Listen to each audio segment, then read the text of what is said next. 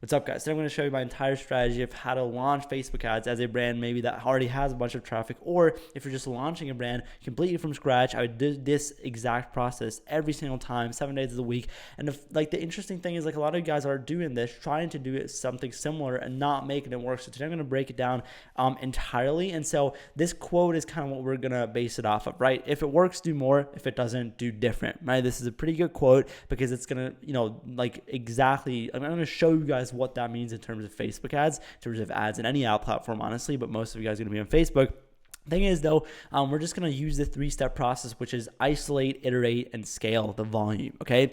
And so let's actually start with isolate. So what does this mean? And this is already where most people fail at, because when you launch ads, when you make ads, when you script ads, whatever, you have a bunch of things, a bunch of variables that could go wrong. Now, what a lot of people do, and actually every single YouTuber recommends, is making creatives entirely from the first second, launching them, and then seeing what's happening, right? And then if it's not profitable, then turning off the whole campaign. It's a CBO, and then moving on to another product, right? That's my favorite, right? So the reason why this strategy is complete bullshit is because you have 100 things in your creative that could go wrong.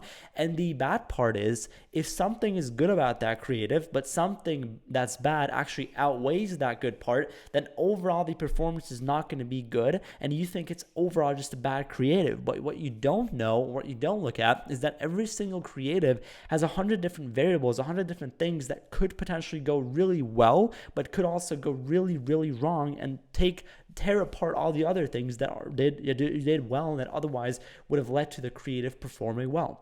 And so there's a lot of things like this that could happen, that could go wrong, whatever.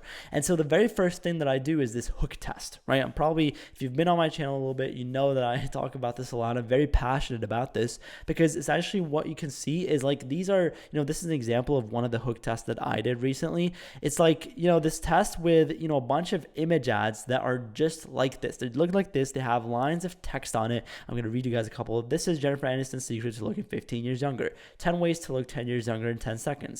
Here's the top 4 worst side effects of Botox. Here's how Jennifer Lopez looks 10 years younger now. And so what you can see from this is these are just hooks, right, with specific numbers in them, with all that kind of stuff in them. If you want me to do a separate video about the hook test, go ahead and, comment it down below. But essentially what this hook test really is about is you should test a bunch of volume, a bunch of image ads that look like this, and this is the only variable that can go wrong. So you're going to leave the headline, the primary text, the description completely, totally blank, right? And then what we're going to do after that is call to action will be learn more. And so the only real thing that's going to determine a performance of a hook test is the actual text on the screen that people can read, okay?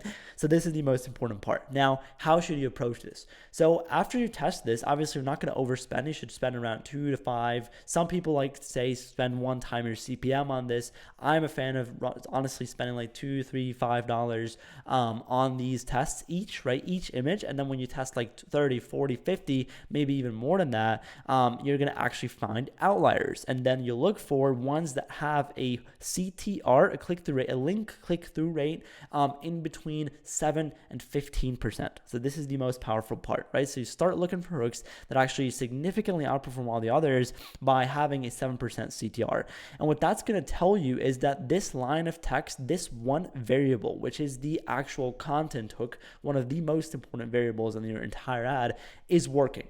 So this is the mindset. If after that, it doesn't work anymore, right? After you move on a winning hook, let's say a 10% link click CTR, okay? You move it on to an actual image ad, for example, and then it doesn't work anymore, then it's not because of the headline. It's not because of the line of text. And this is the most powerful part. We're trying to isolate everything. We're trying to really go deeper, dig very, very in depth into this one thing, figure out which hooks are the best. And the only way to properly do this is the hook test. Now, this is something which you should also do at scale. In fact, I do this every single time that me or one of the brands that I work with actually introduce a new angle or a new ad concept, for example, into your ad account. So let's say you're scaling and you also launch some founder ads where you actually sit in front of the camera and then you start talking about why you founded the brand, why you're so passionate about this, the story of the brand, whatever. Then obviously obviously you should start it with something which is still grabbing people's attention. So you can start writing 30 hooks,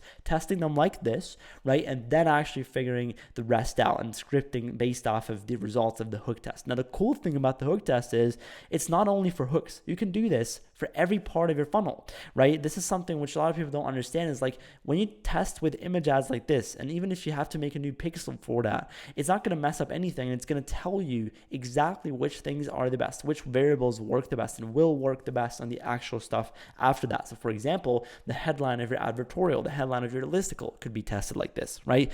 Anything that is a line of test, any copy, right, that you write, basically, there's no more powerful, no better way to writing better copy than to testing everything before launching, okay? And this is the best way to do it, okay? So image ads that look like this, only text, $2 to $3 each, and then you just see which ones get the best CTRs, minimum 7%. Now, the second thing when it comes to isolating is that you should focus on high impact tests in the beginning. And this is the next thing that people get wrong, right? People test 3 ads and they start iterating, and that's not the way to go, because essentially at the end of the day, you should build a huge foundation. You should pretty much test everything, right? And then when you've tested everything, then you go deeper into the little bits and pieces that worked, and then you change up smaller things. But the point is, and this is really important, the more you iterate, right, the more deeper you go into a concept, the smaller the result or the difference is going to be. So you can't really iterate your way out of a 0.5% click-through rate, right? That's going to be not possible. But you can iterate yourself from 5 to 7%, for example, or from a 3 to 5%, or from a conversion rate wise perspective. Let's say you can iterate your way from a 2% to 4%, maybe. That is possible, but you can't really iterate your way out of one creative that's completely flopping. Every variable is not working at all, and so you should focus on these high impact tests. So the testing order, obviously first comes the product, but then the avatar, the angle, and the ad concept. These are the top 3 things. A lot of people like to make a bunch of variations immediately, which is good, right? But you should generally always accept that the higher your creative volume will be, the significantly more expensive your creative tests get, right? And if you're on a budget, if you don't want to spend too much money on these creative tests, then you gotta consciously and mindfully reduce your testing volume. And this is really important, right? Not just spam out a bunch of ads, because it's really better to test 3 ads with each $20 to spend than to test 20 ads with each $3 to spend. It's really better. You end up with the same amount spent at the end of the day, but it's a lot more powerful to do the proper test. To whatever creatives you put in your account, you actually take them seriously, right? So whenever I do, I'll test creatives, I either do ABOs or minimum spend CBOs. So I actually force spend on the creatives every single time, right? Because it always performs better than I just leave everything to Facebook, okay? So that's the first thing you're going to do. Now, the thing is, avatar is the first thing. Avatar is the highest impact test that you can have, right? So the avatar, obviously below the product. So when you pick a product, you can have basically always 5 different avatars that you can speak to. That is going to make a huge difference. It's going to make a CPM difference. It's going to make a CTR difference, and obviously a conversion rate difference. So this thing on its own is the highest impact test after the product that you can do overall. Now, after that, we do have the marketing angle, right? So the marketing angles are the second most impactful test that you can make. And the reason why is this is kind of like, deeper when it comes to the avatar. This is more of like, okay, how do you attack that same avatar, right? So there's like 10 different ways to talk about it. Maybe you talk about the wealth benefit. Maybe you talk about the health benefit. Maybe you talk about the relationship benefit. Maybe you say it like this. Maybe you say it like that. Maybe, you like whatever you do, basically whatever benefit you talk about, whatever desire you talk about is going to change the angle, and is also a higher impact test than, for example, the ad concept, which is the next thing, right? So within every angle, you have the option to have a bunch of different ad concepts that you can say the same stuff with, right? So let's say you talk, avatar is moms over 40, angle is, let's say, weight loss, right? Weight loss, and then you talk about the health benefit of that.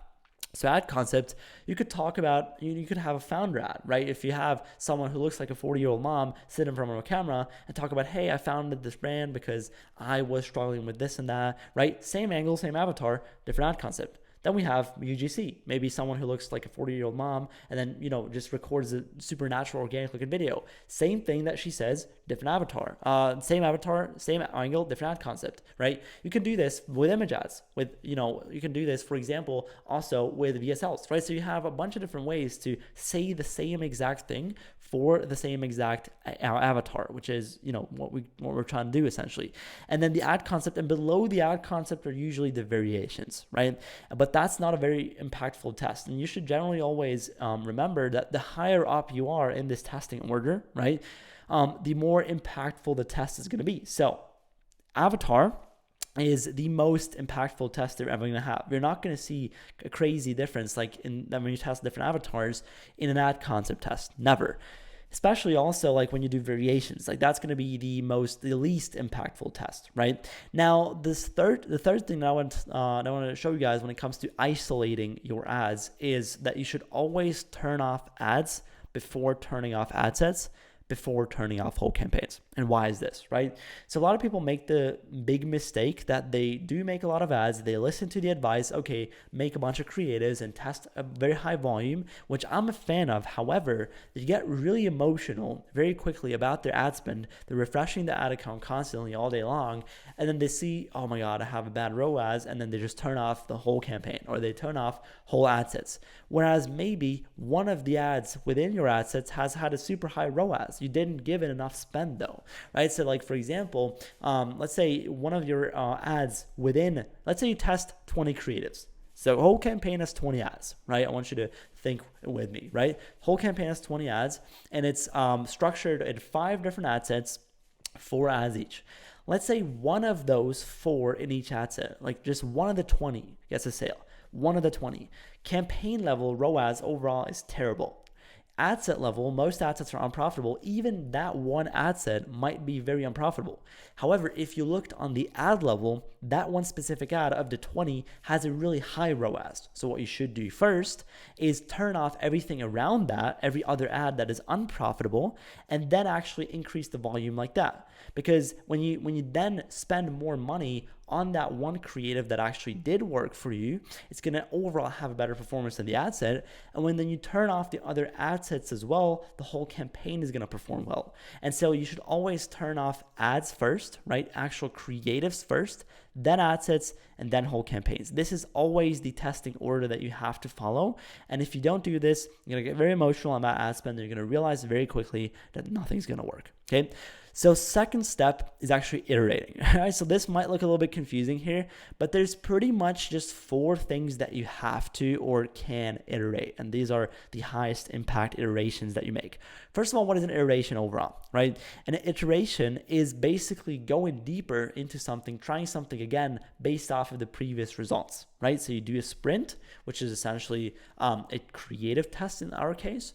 And then you look at all the numbers, you look at all the metrics, you look at what failed, what did well, what did bad, and then you just retest. Retesting is the key word here. And so what you do is when it comes to iterations, pretty much the 4 highest impactful iterations or types of iterations that you can make and should make and whatever are conversion rate, hook rate, pitch rate, CPM. Conversion rate, I'm going to just walk you through very quickly, like conversion rate, every ad converts very differently. So you should always have a custom column on your ad account, which is conversion rate. Second thing is the hook rate, right? So every ad account, like every ad performs very differently when it comes to hook rate, and hook rate overall comes down to 3 different things, which is the visual hook, the audio hook, and the text hook, right? By the way, we tested the text hook individually, right? So pitch rate is actually the 100% video views divided by impressions, 100%, which means how many people watch the ad until the very last second after the call to action, right? Which, obviously indicates that there's something going wrong. And then CPM is obviously also a thing which can go wrong massively, and what a lot of people struggle with. And for all these, there's a bunch of different variations and iterations specifically that you can and should make in order to improve these. And so let's start with, in my opinion, the thing which people don't know about the most and which people struggle with the most probably, which is the actual conversion rate. Okay. So when you struggle with conversion rates in your ads, usually it is because you don't position your ads enough as the brand selling it, right? This happens usually when people rip some UGC ads. This happens when your ads look super organic and they don't seem like ads at all, right? They should seem like ads because once again, you're not trying to get impressions. You're paying for impressions. Even if the CPMs get cheaper, if you get more organic, you should not do that because you're going to convert significantly less. And the thing is, you only have to convert in paid ads. But the thing is also, your competitors also only have to convert. And this is the key word here, right? Because if you start to, okay, well, I'm going to look as organic as possible, it's not going to work out because the competitors convert better. Therefore, their CPAs are cheaper. And if their CPAs are cheaper, usually what's going to happen is they're going to outbid you very quickly, outscale you. You're going to get bad traffic quality, high hanging fruits, and it's not going to work anymore.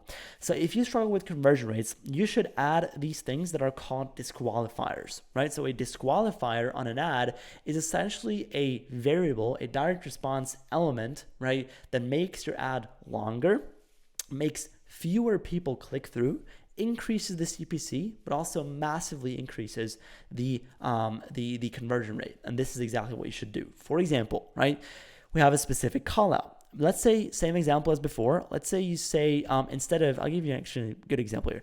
Let's say the hook that you run is like, thinking about Botox, do this instead. Okay, cool. This is a solution to where ad, if it's like something else than Botox. And so, what you could do instead is actually say, moms over 40 thinking about Botox, do this instead. What that's going to do is every mom over 40 is now going to resonate a lot more with that ad. And so every mom over 40 that sees that ad is going to convert a lot better. However, everyone who's not a mom over 40, maybe otherwise they would have clicked, now they don't click anymore. Okay, very important. That's the call out. It's a disqualifier. Disqualifies people, but the ones that don't get disqualified actually get warmed up a lot and they get more and more aware basically. And so they feel more called out, they buy more frequently, all that kind of stuff. Second thing is stretch benefits, also called future benefits. Stretch benefits are exactly the same thing as the normal benefits, but just like what does happen over a longer time span, right? So usually people try to solve problems as quickly as possible. But what they don't think about is every problem that they solve or that you solve or whatever opens up another one always, right? There's always problems that get opened up whenever you solve one of them, right? And so what you can do in your ads is actually talk about, hey, we're going to solve this problem anyways, right? But we're also going to then solve this and then the problem after that. Once again, what's going to happen here is people are going to not resonate with it because it makes your ad longer. It's going to be a drop-off. There's a natural drop-off because the ad is longer. And so the actual people that watch the ad till the call to action, the amount of people gets lower. And so therefore, it gets a lot significantly harder to get good CPCs, but it also converts better because the people that watch all the stretch benefits, they're going to think like, oh my God, this product is going to save my life, right? Next thing is urgency. Urgency is one of the craziest direct response disqualifiers or elements. I think it's probably the most powerful one actually. And the reason why urgency works so well and the reason why I wrote this here essentially is because in my opinion, most brand owners don't do enough of it, nearly enough, right? A lot of ads that I look at, and I'm looking at, right now over 50 ad accounts, like it's really super, super hard for brand owners to actually deliver urgency the proper way, okay? It's very difficult.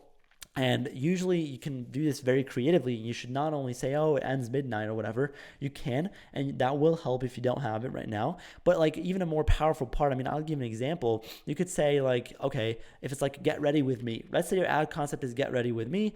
And then a UGC creator, does her makeup, right? And then you sell some type of makeup product. And then you have a countdown in the ad, right? Countdown running down. And then at the end of the ad, for example, you just say, hey, this is the time that passed since you could have bought it and you could have actually reached the same dream outcome. And that's going to automatically trigger a lot of urgency. Also, countdowns themselves, for example, right? You can have a million ways to be really creative about this, but you should, okay? Next thing, offer drop. If you drop the offer and the price, especially in your ad, obviously a lot of people are going to think, oh God, never, I'm not going to buy this, right? Maybe otherwise it would have clicked.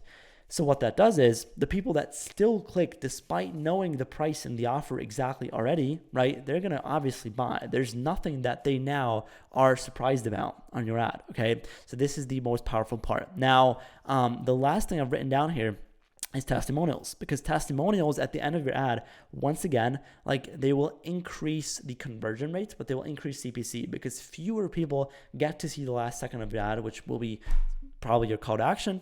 And then usually the longer ad is, the lower the higher the CPC, but also higher the conversion rate. Okay, so all these things make your ad longer. These are disqualifiers, right?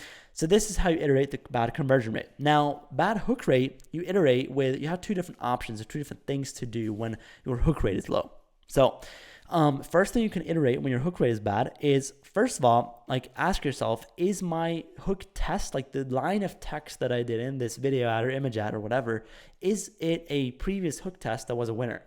If yes, then you just know already, okay, it can't be that. Because if this, for example, thinking about Botox, do this instead. Let's say this is the line of text that you put in the video ad, and then the hook rate is low, even though this was a winning hook, for example. Then you know it's not going to be this line of text. That's the cool part. Now you tested isolated. This is why we did the isolation first. And now in the iteration process, you know that that hook is a winner. It's not the reason why your stuff is failing right now. And so you know you should just change up the other parts, the other variables that could go wrong, in this case that did go wrong, which are probably visual hook and could also be audio hook, right? Now, if the hook test is a loser and you haven't tested the hook, or it wasn't really at the 7 to 15%, you just took it because you were impatient, then what's going to happen is you can actually do a new hook test. You can do another round of hook testing and actually just basically go back to this isolate step number 1, step number 0, run an actual hook test, work in the hook test until you have something which is at 7%, and you will see wonders. Like, it's going to actually have a big impact, and it usually always pays off, right? Even if the hook tests get expensive, if they stack up, okay? Now, pitch rate is the other metric you can look for, right? So pitch rate is typically how many people watch the last second of your ad. And so pitch rates is the opposite of like hook rates, because pitch rates can only be too high. I would say if a pitch rate is above 2%, it's too much. Why are people watching the ad after the CTA? They should be clicking, right? Because usually those people just scroll then afterwards. They don't watch it a second time. They don't buy, especially a second time after watching a second time. So what you should do for these people is you have basically 3 different options to fix pitch rates.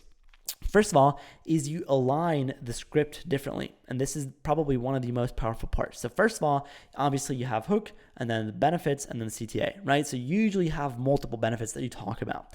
So what I like to do is my pitch rates are not where I want them to be, which is nearly like probably 1 or 2%. I align my benefits differently and try to actually make more people click like that, because it's going to basically change up the order. Maybe the best benefit is going to come sooner, and then more people are going to click. Therefore, less people are going to actually watch until the last second, which is what you want to achieve. So how does this look actually when you execute this, right? So for example, instead of saying benefit 1, benefit 2, benefit 3, you can mix it up, say hook, and then benefit 3, benefit 2, benefit 1, benefit 2, benefit 1, benefit 3. You can mix it up. There's a ton of ways to do this, and you can just align them differently. Usually this has a big impact. Second variation that you can make on bad pitch rates is actually length variations. So if you make different lengths, if you basically turn your ad into different lengths, right, and try to get more people versus fewer people to see the CTA, that's when typically, you actually fix your pitch rates. Because for example, let's say your pitch rates are super high right now and your ad is 15 seconds long. That means that in those 15 seconds, basically everyone still watches. If you right now tripled length of your ad to 45 seconds, for example, probably they would optimize, right? Even if your hook rate, especially if your hook rate is bad, they would probably optimize. Hook rate is good, right? They would optimize and everything would be better, a lot better, significantly better actually.